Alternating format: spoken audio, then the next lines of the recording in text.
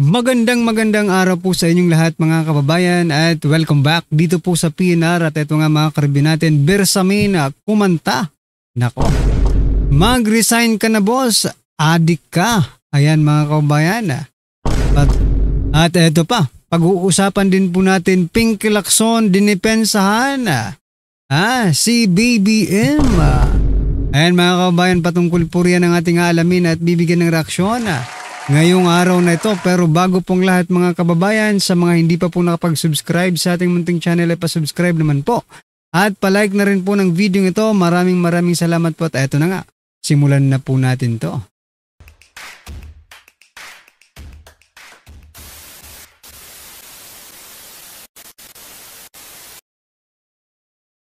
So mga kababayan, umpisahan po natin dito kay Senator Ping Lacson tapos pag-usapan rin po natin si Bersamin mga kababayan. Ito po, Senator Ping Lacson, sabi niya po dito, posibleng may gumagamit ng pangalan ni BBM, ni PBBM sa budget insertion.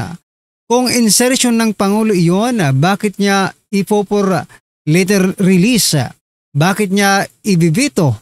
Ipa-priority niya yun kasi kung totoong mayroon siyang kikitain, ang implikasyon pwede may gumagamit ng kanyang pangalan. Nako. Ayun mga kababayan, may gumagamit lang daw sa pangalan ng Pangulo sa pag-i-insert. Hindi kaya ang Pangulo, eto kasi mga kababayan, may gumagamit sa pangalan ng Pangulo or ang Pangulo ang gumagamit, di ba? Ng mga personalidad para maipasa ang kanyang mga insertion, di ba?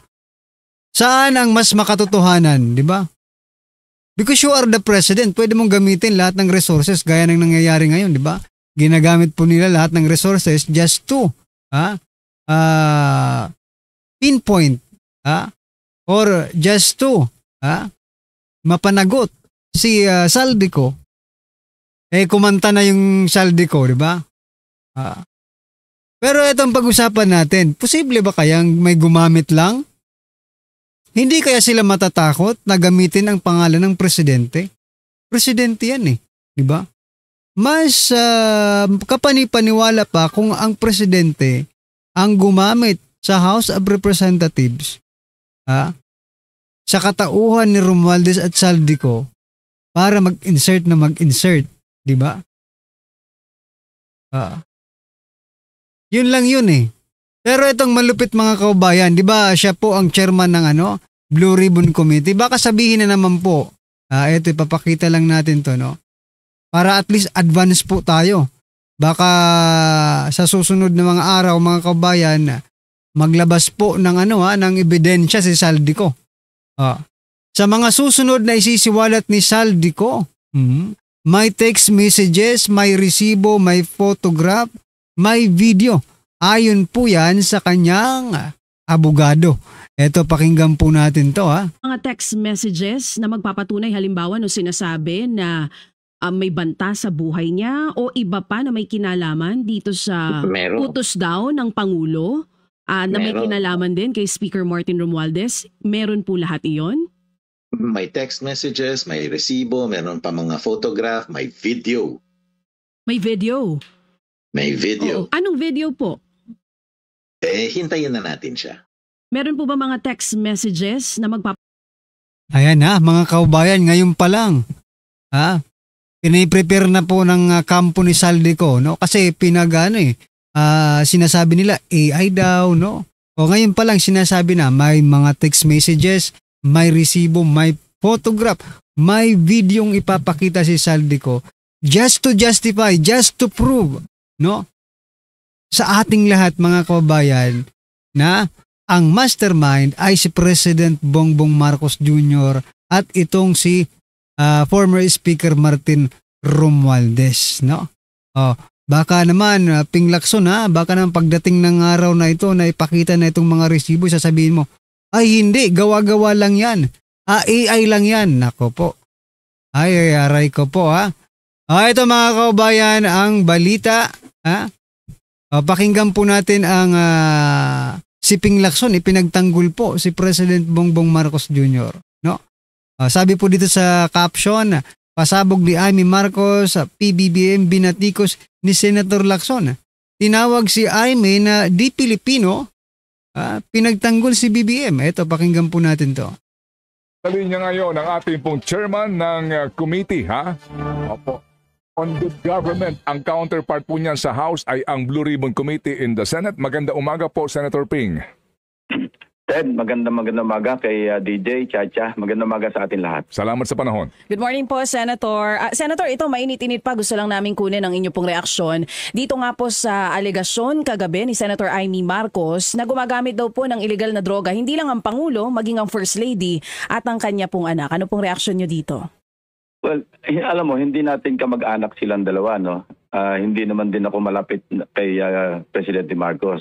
Ang masasabi ko lang, medyo napaka-un-Filipino kasi tayo, nakakasaksi tayo ng pag-aaway ng magkakapatid, no? Pero yon nakakonfine sa bahay. Kung hindi man, merong humahantong sa siraan behind the back, ano? Pinababalita sa mga kaibigan. Pero yung magsalita ka sa harap ng ikaw na lang ang nagsabi na pinamamalita sa kaibigan. Ngayon, no? Marami. For example, yung mga tao dyan sa rally, di ba? Gusto lang ipaalam ni Senator Amy Marcos, no? Because ang turing po ni Senator Amy Marcos sa taong bayan is more than a friend, mga kaubayan. More than a friend, di ba? O kaya i-shinare niya. Ikaw talaga, Lacson. Pilipino yan. 600 tao sa Luneta, parang sa akin, hindi ka tanggap-tanggap bilang isang Pilipino. Hindi tayo ganyan mga Pilipino di ba tayo, maski pa paano, pagkakapamilya, mag-away man tayo, we keep it to ourselves. Yun lang aking masasabi. Senator Ping, sa karanasan niyo po sa politika, pag umaabot na sa ganitong punto, ano po sa tingin niyo ang possible motive nito? Politika, wala namang iba Kasi wala akong makita motibo Ba't mo sisiraan ang sarili mong kapatid sa harap ng daang libong tao? Wala akong makitang ibang motibo. Magsabi ng katotohanan? Ang sinasabi po ng ilan, sinisiwalat lang daw ni Senator Amy ang katotohanan dahil gusto niyang isalba ang bayan. May mga ganun pong komento. Anong reaksyon niyo doon? Ewan ko lang. Ayoko na mag-comment except na napaka-un-Filipino ng kanyang ginawa kagabi. Senator, kahit di natin sila kamag-anak, ito yung mga government officials natin at Pangulo mismo ang nalagay na naman po sa matinding alegasyon ngayon. Ano po ang dulot nito sa bansa? Lalo na po para sa mga ordinaryong Pilipino. Sa akin, I can only speak for myself. Mas nakaramdaman ng awa kay President Bongbong Marcos. At nawalan ako ng bilib kay Senador Amy sa kanyang ginawa. Pwede niyang gawin, merong ibang forum para dyan Huwag dun sa harap ng 100,000 tao na hayagan mong sisiraan, totoo man o hindi, ano? So, eto lang mga kaubayan ang masasabi ko dito kay Senator Ping Lacson, no? Kapag, no, kamag-anak niya, kaibigan niya ang masangkot, kaalyado niya ang masangkot, huwag na tayong umasa, mga kababayan, no? Na siya po ay magiging tapat sa ating lahat, sa taong bayan. Kasi ngayon pa lang diba? Sinasabi niya na sa atin na kung ako ang nandyan, for example lang, diba? Kung ako ang nasa kalagayan niyan, hindi ko isasabulat sa buong sasarilihin ko lang para mag-usap lang kaming dalawa. Diba? Mga kababayan, ngayon pa lang, diba? May ugaling pagtatakip na itong si Lacson, mga kaubayan. Diba? Kaya mahirap pala pagkatiwalaan itong si Lacson, mga kaubayan, no? Hindi pwedeng pagkatiwalaan ng taong bayan kasi biruin mo, kung kamag-anak niya ang gumawa ng kalokohan, hindi niya pwedeng sabihin sa harapan ng taong bayan. Diba? Unlike Senator Amy Marcos, nasabi niya, yan ang totoong public servant. Sabi nga ni former President Duterte, walang kaibigan, walang anak-anak, diba? Walang kung sino man dyan. Walang sinasanto ang batas, mga kaubayan. Pero kay Ping Lacson, hindi. Parang sinasabi ni Ping Lacson, I can bend the law, diba? Low bender yata din ito no?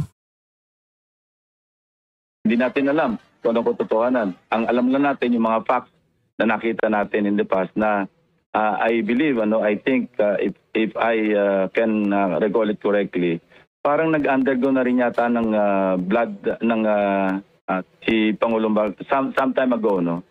I think bago nagkaroon ng kampanya nung 2022. Yeah, tama. Parang 2021 yata yan or ewan ko. Basta meron akong nabasa somewhere na nag-undergo na siya ng negative siya. Tama.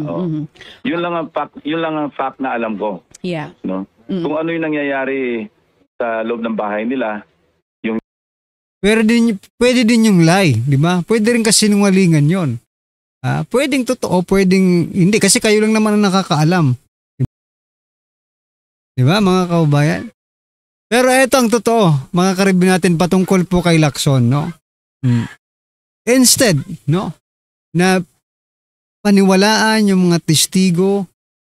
Mga kaubayan, ang nangyari po ay dinurog pa ni Lacson yung mga testigo natin. Like for example, ni Gutesa. Di ba?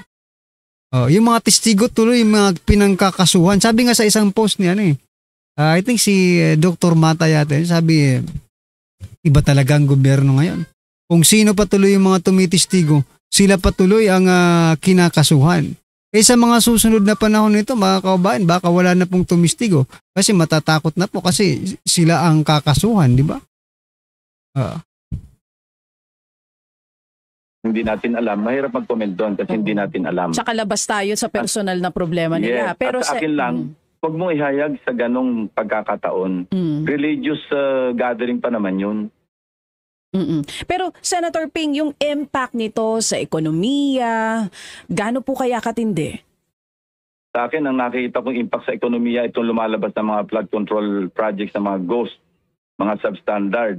Yung 2025 GAA o National...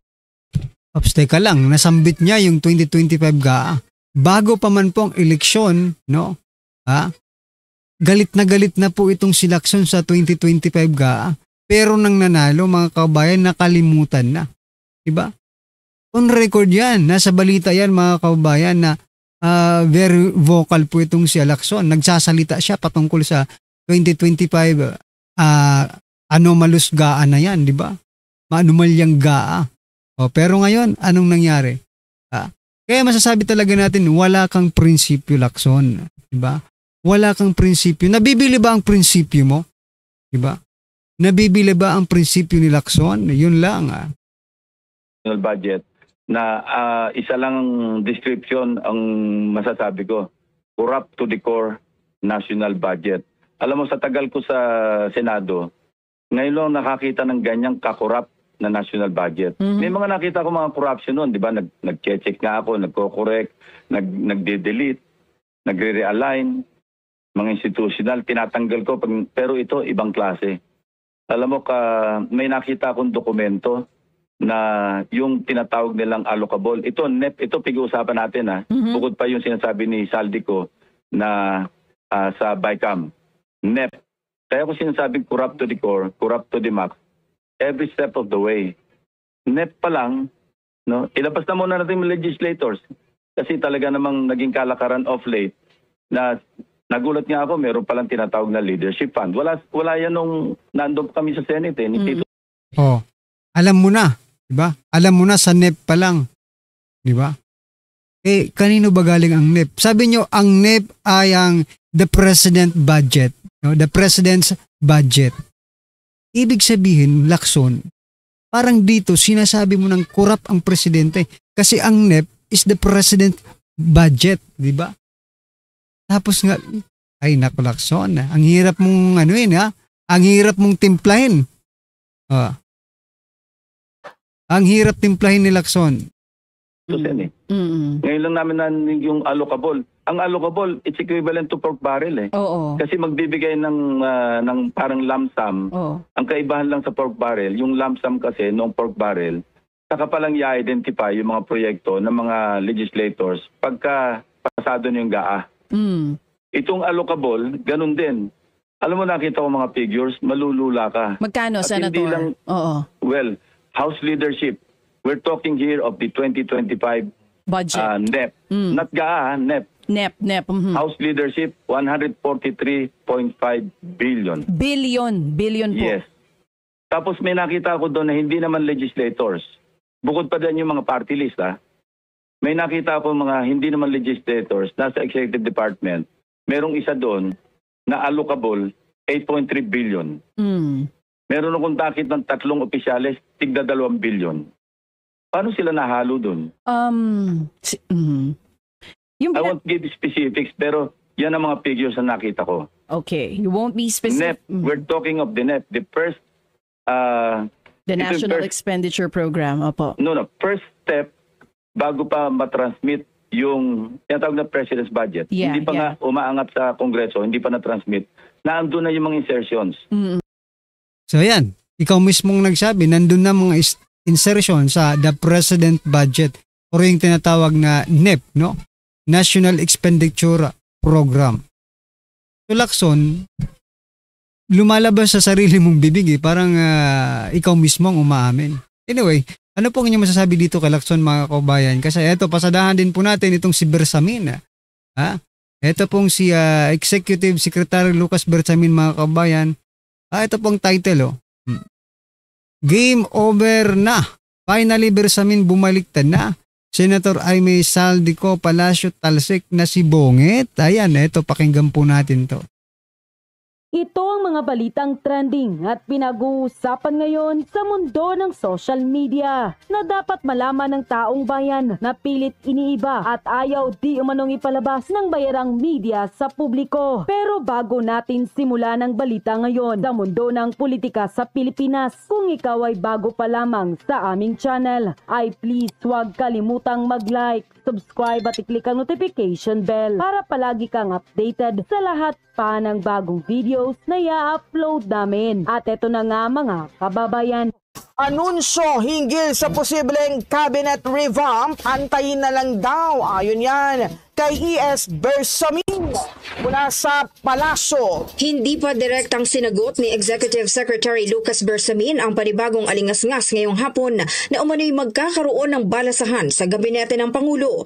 Tipid ang sagot ni Bersamin ang matanong ng media at sinabi nitong antayin na lang ang official announcement.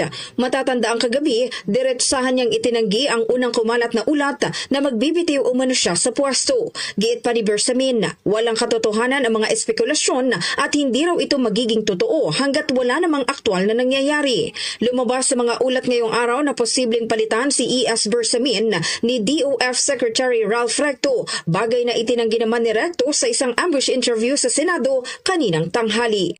Pangulong Marcos tinanggap na ang resignation ni Executive Secretary Lucas Bersamin at Budget Secretary Amenah Pangandaman dahil yan sa delikadesa. Kinumpirma ni Palace Press Officer Undersecretary Attorney Claire Castro na tinanggap na ni Pangulong Ferdinand Marcos Jr. ang voluntaryong resignation ni Executive Secretary Lucas Bersamin at Department of Budget and Management Secretary Amenah Pangandaman. Sinabi ni Undersecretary Castro ang pagbibitiw ni Bersamin at Pangandaman matapos madawit ang itungang sa mga usapin ng budget insertion. Sinabi ni Castro ginawa ni Bersamin at Pangandaman ang pagbibitiw dahil yan sa pagkakaroon ho ng delikadesa. Nagpasalamat naman si Pangulong Marcos sa serbisyo ni Bersamin at Pangandaman. Itinalaga naman ni Pangulong Marcos si Secretary Ralph Recto bilang bagong Executive Secretary habang si Secretary Frederick Godaman ang bagong Finance Secretary habang si Department of Budget and Management Undersecretary Rolando Toledo ang siya munang papalit kay Pangandaman. Ayan na! The boat is sinking. Group yourself into two. Grabe, shuffle na naman. Alam nyo mga Lods, dito nyo makikita na unstable talaga ang Marcos admin. Kasi simula pa lang, kumbaga walang tumatagal. Di ba? Kumbaga hanggang ngayon, may mga ganito silang ginagawa. Papalitan, isya-shuffle, di ba? Ilalagay dun sa ibang departamento. So, wala talagang stability. O imagine niyo ngayon, si Recto, no? Kumbaga, ginawa na namang executive secretary kapalit ni Bersamin. Di ba mga Lods, no? Sinashuffle-shuffle, magkaparehas lang naman mga walang kwenta. Wala bang bago dyan? Wala na talaga mga Lods, nagkanda leche-leche na talaga ang Marcos administration. Diba, walang tumatagal. Shuffle sila ng shuffle. Tapos pansinin nyo mga Lods, sa Marcos administration din, ang daming nagre-resign. Unstable talaga. Grabe na to mga Lods. Ano na ba ang nangyayari sa kanila? Diba? Basahin natin mga Lods. Breaking news. Breaking. President Ferdinand Marcos Jr. accepts the resignation of Executive Secretary Lucas Bersamin and Budget Secretary Amina Pangandaman, says Palace Press Officer Claire Castro. If I'm not mistaken, itong si Amina, di ba, ang isa sa binanggit ni Zaldico sa kanyang video. Bakit ka magre-resign, madam? Ayan na, di ba?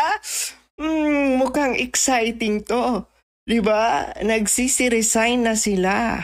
What a mess. What a mess, di ba? There's something wrong dito mga Lods. And bakit kaya nag-resign si Amina Pangandaman? E-exit na ba, madam? Para hindi ka na matanong pa? Sasalba mo na ba ang sarili mo? Or itatago ka ng administrasyon para hindi na makapagsalita pa? Grabe, no? Yanig kayong lahat kay Zaldico. Buti nga sa inyo. Hindi lamang po ang bombshell ni Zaldico ang naging pagkakataon upang mas lalo pang mamulat ang ating mga kababayan doon sa malawakang sindikato na pinamumunuan ni Ginoong Marcos at ng kanyang pinsan na si Martin Romualdez. 100 billion pesos. And then, mayroon pang 56 billion pesos na binabanggit si Zaldico batay sa kanyang direktang kaalaman kung paano ipinatupad nila Marcos at Romualdez ang pagiging gahaman upang dambungin at durubuhin at nakawin ang kaban ng bayan.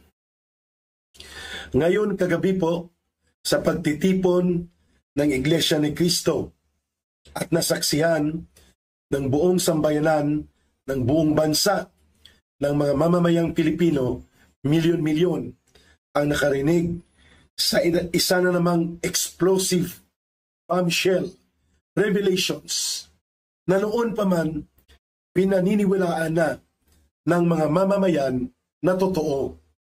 Subalit kagabi po ay kinumpirma na mismo ni Senator Amy Marcos ang pagiging adik ng kanyang kapatid na si Bongbong Marcos Jr. pati ang asawa nito na si Lisa Araneta at mga anak nila. Ito po ay walang makakabali at walang pwedeng bumangga sa katotohanang ibinunyag ni Senator Amy Marcos sapagkat ito po ay galing sa kanyang direktang karanasan, direktang kaalaman at pagiging bahagi ng pamilya ni Bongbong Marcos bilang kapatid. Malinaw na ang issue sa drug addiction ni Bongbong Marcos Jr. ay isang issue ng mental health sapagkat ang addict na tao ay taong wala sa wastong katinuan. Ito ay seryosong sakit at bisyo sapagkat sinisira po ng iligal na droga ang utak ng isang tao. Kaya hindi normal at matino ang kanyang pag-iisip. So yun mga kababayan, ano po ang inyong opinion, reaction patungkol po sa video ito? Nako, magre-resign na ba or masisibak na ba or kusang, no? Aalis ng Malacanang si President Bongbong Marcos Jr. sa kalagitnaan po ng mga isyung lumalabas ngayon No, hindi lang po sa korupsyon, kung pati na rin po sa kanyang pagpupulburon. Ayan mga kababayan, ano naman po ang inyong opinion, reaksyon, i-comment nyo na lang po sa baba. Maraming salamat po.